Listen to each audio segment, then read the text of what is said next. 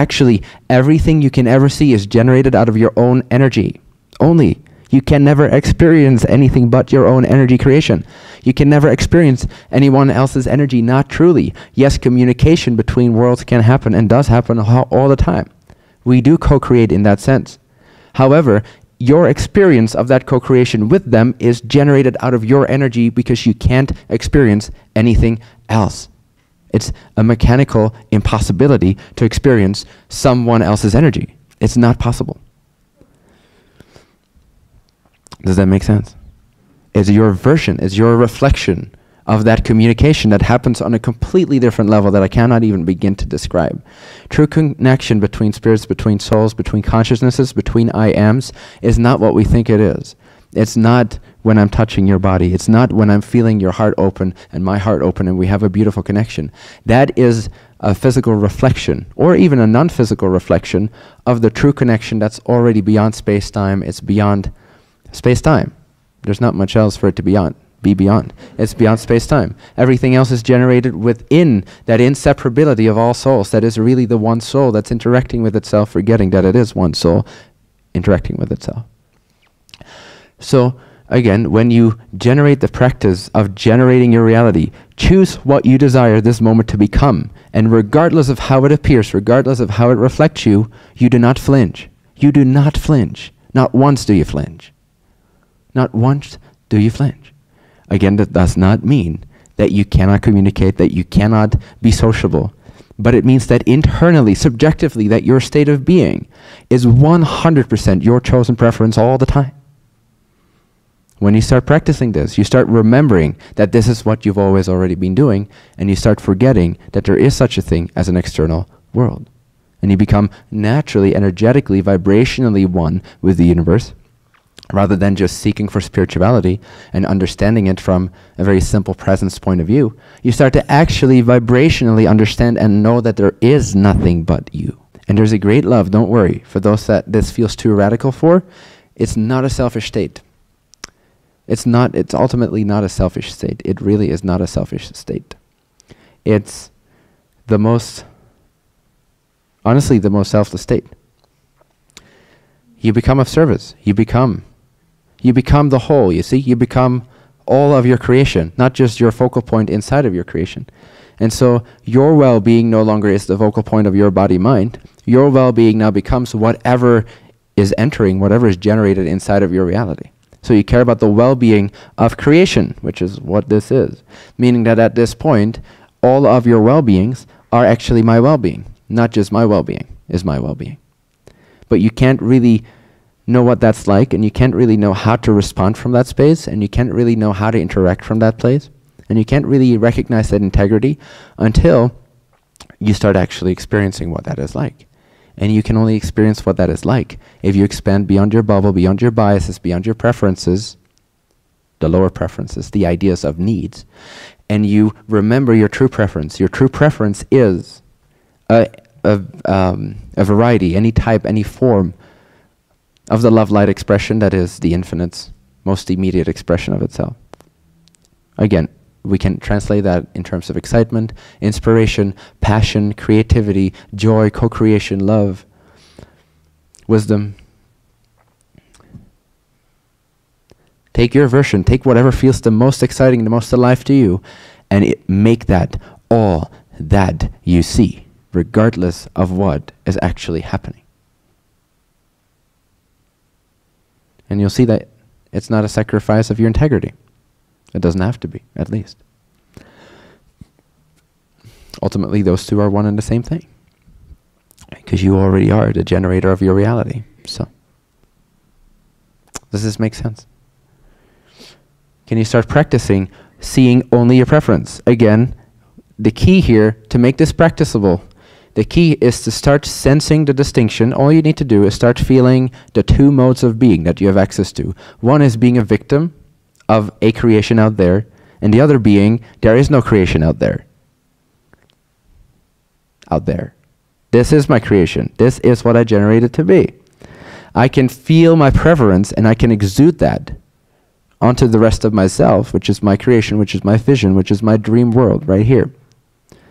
And then the shift back into, Oh, but what about that? Oh, but what about that? Oh, but what about, oh, but what about, oh. You feel smaller and smaller. You feel more and more isolated, more and more separated. With the other one, you feel nowhere, everywhere, expansive. You feel like your energy, you feel like your consciousness, you feel that you are the chair that I'm sitting on.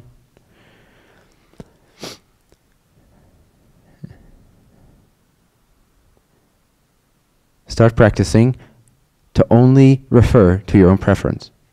Disregard everything else.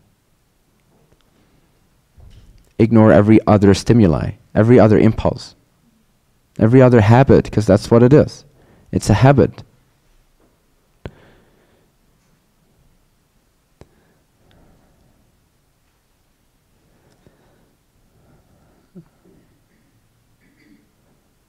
You are placing me here as we speak.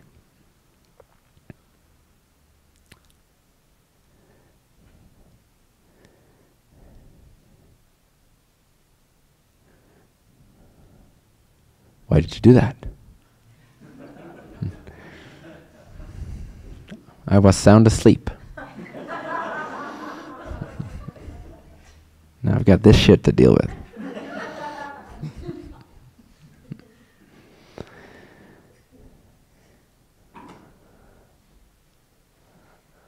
Just kidding. Why are you creating us? Why am I creating you? Yeah. Mm-hmm. Why are you here? Same reason. Relevance. There's one way of looking at it too, yeah. Maybe I'm not. Why are you generating me, seemingly generating you? Because of love. Well, there you go. Yes. That is the answer behind every reason for any creation, ultimately. Is love, but not just love, perhaps as we know it, but love because there is only one being, and it wants to know itself. That is what love is. And you start seeing creation as a non-physical field of energy, this one in particular being yours, your palette, your canvas, to create out of whatever it is you desire. And so, you overwhelm yourself with that until you become your environment, until you become your creation. In the dream, it's easier to see that, especially if you're having a lucid dream or something close to it where you're, hey, wait a second, this is a dream. It becomes easier to see that not only are you the body you're generating inside of the dream, you're actually the whole dream. Have you ever experienced that? You're actually the environment. You're the clouds that you're flying towards. You're not just the body that's flying through the clouds. You're actually the clouds. You're the sun in the distance. You're all these things. So the more you overpower your relationships, and by relationships I mean your relationship to the world, to things, to people, to money, to your dreams, to everything. As soon as you start only choosing the quality that you desire to experience, your reality will start to have to reflect that, and you will start to feel inseparable with your environment more and more. There's no other way, because your frequency goes so high that you start to see as higher self sees, and higher self sees that all is its own creation, very naturally. So you can stop thinking about, oh, wait a second, someone once said that I am all that is. Well, that's a nice thought. Well, if you take that all the way, vibrationally, if you start to use that, that can be one inspirational quality that becomes your preference. So then, as soon as you look at things, all that you see is your preference. What's your preference? To know that you are all that is. That can be one example. See, it doesn't have to be, I want a lot of money so that I can do everything I want to do. It can just simply be, I am who I am already. I am who I want to be already. I only see results. I only see success. I only see my preference. Only. I only see my preference. Only. Don't expect yourself to succeed 100% immediately, because it's not possible. Everything is possible, but it's not going to happen. This still becomes more apparent to me every day. It still becomes more practicable every day. It becomes more real for me every day. There's no end to this journey.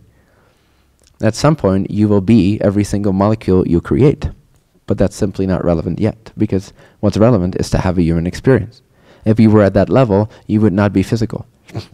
You'd be in a completely different form beyond your comprehension, exploring what it'd be like to actually become all that is. But for us, it's relevant to explore this on this scale, in this sense of relativity, on this dimensional plane. Does that make sense?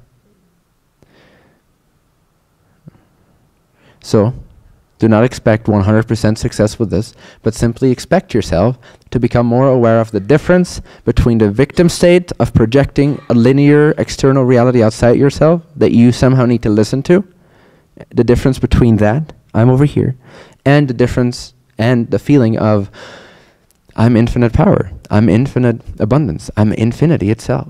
And whatever I desire to experience myself as right now, whether over there or over here, I can actually generate that feeling. I can actually generate that preference. I can only see that preference. I can stop taking my cue from my circumstances. I can start giving my cue to my circumstances. Why can I do that safely and soundly and with integrity?